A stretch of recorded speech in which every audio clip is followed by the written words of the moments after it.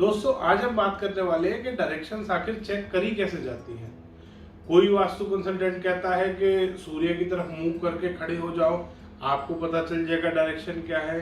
कोई कहता है ज्योमेट्री से देख लो, कोई कहता है कि वो चक्कर से देख लो। दोस्तों आखिर डायरेक्शन चेक करी कैसे जाती है वास्तुशास्त्र में, आज इसी बारे में हम चर्चा करेंगे और हम जानेंगे दोस्तों कि कैसे कुछ बेवकूफ चक्कर खाए हुए कंसल्टेंट बिल्कुल गोल हो चुके हैं उस चक्कर की तरह, और वो कैसे लोगों को बेवकूफ बना रहे हैं। दोस्तों डायरेक्शन देखने के नाम पे पूरे घर का बिल्कुल कचरा करके रख देते हैं। दोस्तों आज इस बारे में भी हम चर्चा करेंगे। इसमें सबसे पहला मेथड जो वो कंसल्टेंट रिकमेंड करते हैं दोस्तों, वो है सनराइज का मेथड कि 6 बजे सुबह अपने घर की छत पे चले जाओ, सूर्योदय जहां जिस साइड से हो रहा है उस साइड खड़े हो जाओ देखने, और आपको दिख जाएगा कि आपके घर का, आपको पता चल जाएगा आपके घर का ईस्ट कहां पे आ रहा है। दोस्तों अब दोस्तों कोई पूछे उस बेचारे कंसल्टेंट से कि वो अपने गांव के बाहर या कहीं जिस भी शहर में, जिस भी सिटी में, स्टेट में वो रहता है, वो कभी उसके बाहर निकला है क्या? क्या इंडिया में भी सुबह 6 बजे पूरे 12 महीने सूर्योदय होता है? दोस्तों आज मैं आपके सामने एग्जाम्पल लेके आया हूं, सिर्फ दिल्ली एनसीआर का लाया हूं। मुझे नहीं पता वो कंसल्टेंट कहाँ रहते हैं सब जो ये सनराइजिंग सन वाला मेथड यूज कर रहे हैं, मुझे नहीं पता। ऐसा है दोस्तों कि बहुत सारे कंट्रीज में 3-3 महीने तक सूर्योदय नहीं होता। अब कोई कंसल्टेंट बेचारा कैसे डायरेक्शन चेक करेगा जहां सूर्योदय नहीं हो रहा। और बहुत बार ऐसा भी है दोस्तों कुछ कंट्रीज में जहां सनसेट बहुत दिनों बाद होता है। तो दोस्तों आज हम एग्जांपल से जानेंगे। दोस्तों ये जो आप अपनी स्क्रीन पे देख रहे हैं, ये दिल्ली एनसीआर का सनराइज और सनसेट का साइकिल है। यहाँ पे ये जो स्टार्ट हुआ ये है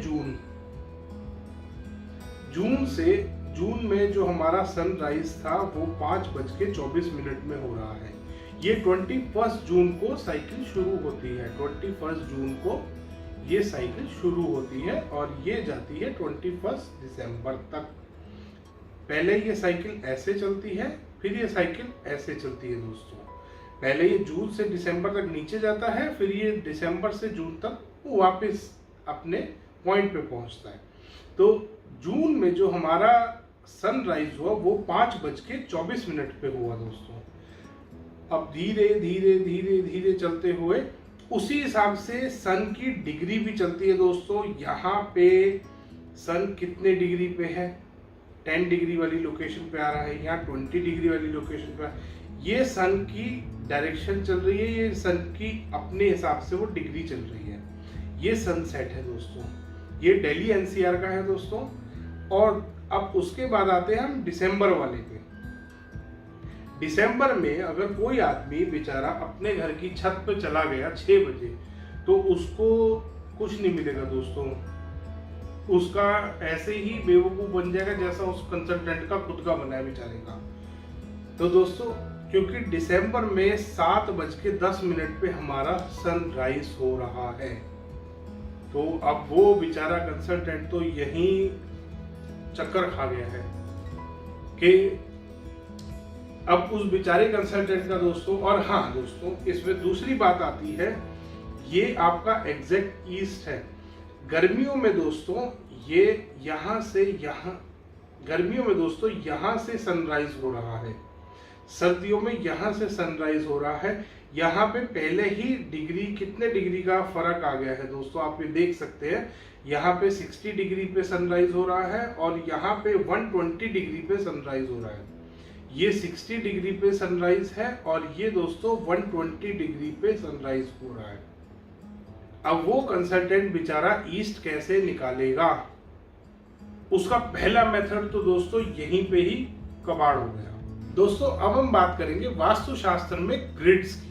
दोस्तों एक चीज का हमेशा ध्यान रखें कि वास्तुशास्त्र में जोन्स कभी नहीं काटे जाते। दोस्तों वास्तुशास्त्र में जो बॉक्सेस बनाए जाते हैं उनको ग्रिड्स बोला जाता है, वो जोन्स नहीं होते। और ग्रिड्स हमेशा दोस्तों स्क्वायर या रेक्टेंगल ही काटे जाते हैं। तो आज इस बात को भी अब हम देखते हैं दोस्तों कि कैसे वो ग्रिड्स काटे जाते हैं। दोस्तों वास्तुशास्त्र में कुछ इस तरीके के ग्रिड्स काटे जाते हैं। अगर आपका स्क्वायर प्लॉट है तो ये इस तरीके के ग्रिड्स कटेंगे, और अगर आपका रेक्टेंगल प्लॉट है तो इस तरीके से वो ग्रिड्स भी थोड़े थोड़े रेक्टेंगल हो जाएंगे दोस्तों। स्क्वायर प्लॉट में दोस्तों ग्रिड स्क्वायर रहेंगे और रेक्टेंगल प्लॉट में आपके ग्रिड्स रेक्टेंगल हो जाएंगे। ये ग्रिड कभी भी दोस्तों आर्क शेप नहीं बनेंगे। ना ट्रायंगल शेप ग्रिड बनता है दोस्तों, ना आर्क शेप ग्रिड बनता है दोस्तों, और ना वास्तु में चक्कर का इस्तेमाल किया जाता है। ये मैंने अपनी पिछली वीडियो में भी आपको बताया था दोस्तों कि वास्तु शास्त्र के किसी भी ग्रंथ में, किसी भी वेद में कहीं पे भी चक्कर का विवरण नहीं है दोस्तों। वास्तु शास्त्र हमेशा ग्रिड्स पे काम करता है। वास्तु शास्त्र में चक्कर कभी नहीं था दोस्तों। पता नहीं कहां से ये कोई कंसल्टेंट उठा के ले आया इस चक्कर को।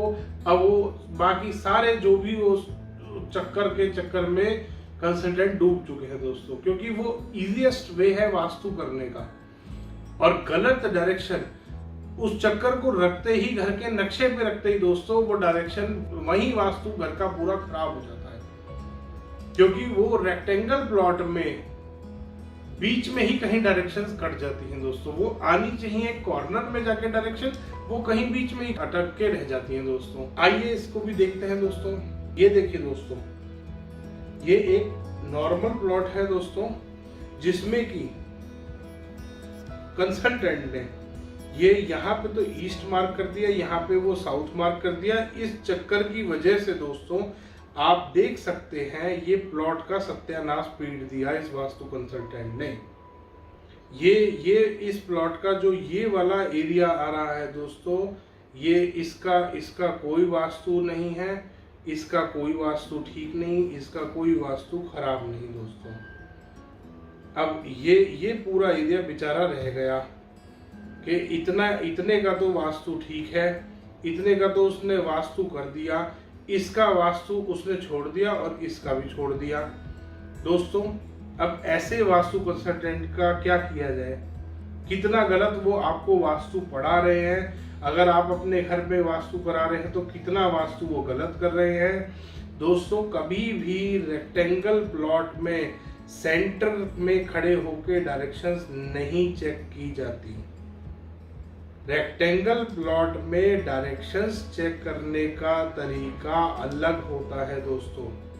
ये चक्कर दोस्तों किसी भी वास्तु में किसी भी तरीके से इस्तेमाल नहीं हो सकता। ये बिल्कुल गलत है दोस्तों। और चक्कर, जहां आपने चक्कर से डायरेक्शन निकाली वहां अगर और लंबा प्लॉट में ले लूं थोड़ा सा, और यहाँ पे मैं बीच में वो चक्कर रख दूं दोस्तों, तो ये यहीं पे ही डायरेक्शन काट के छोड़ देगा। ये इतना प्लॉट खाली रह गया मेरा, ये इतना प्लॉट खाली रह गया। यहीं पे वो बेचारा वास्तु कंसल्टेंट अपना पढ़ाई दिखा के और चला जाएगा दोस्तों। तो आपको दोस्तों ऐसे कंसल्टेंट से बचना है जो ऐसी हरकतें आजकल कर रहे हैं और लोगों को बेवकूफ बना रहे हैं दोस्तों। अब तीसरी चीज आती है दोस्तों वास्तु में ज्योमेट्री की। अब एक बेचारा कंसल्टेंट है, उसने ज्योमेट्री भी डाल दी वास्तु शास्त्र में दोस्तों। ज्योमेट्री एक मैथ्स की ब्रांच है, ना कि वास्तु शास्त्र की ब्रांच है ज्योमेट्री। वास्तु शास्त्र में दोस्तों जब भी डायरेक्शंस काटी जाएंगी वो हमेशा किसी भी रेक्टेंगल या स्क्वायर या कोई भी शेप का प्लॉट है दोस्तों, वो हमेशा इक्वल होंगी। अगर प्लॉट कहीं से भी एक्सटेंडेड है या प्लॉट में कट है, उस केस में उसमें ग्रिड्स में अंतर आएगा। जिस भी डायरेक्शन में कट आ रहा है उसको हम कट मानते हैं, उसमें कट माना जाएगा दोस्तों। और कोई भी डायरेक्शन दोस्तों अगर एक्सटेंडेड है तो वो एक्सटेंडेड मानी जाती है। ये चक्कर में तो बीच में ही करके छोड़ दिया है। आइए दोस्तों इसको भी चेक करते हैं। अब दोस्तों ये हमारे पास एक प्लॉट है, north east south west rectangle plot है दोस्तों। चारों डायरेक्शंस हमने काट ली है, 1 2 3 और ये 4। ये चार हमारे पास बन गए दोस्तों। ये नॉर्थ ईस्ट साउथ वेस्ट चारों डायरेक्शन मार्क्ड है ऑलरेडी इस प्लॉट पे। तो ये 4 बॉक्सेस बन गए हमारे। ये अब उसके बाद अब वो बेचारे कंसल्टेंट क्या करते हैं, वो यहाँ पे अपना कंपास रख के और यहाँ से 45 डिग्री अपना निकाल लेते हैं और कहते हैं ये नॉर्थ ईस्ट है।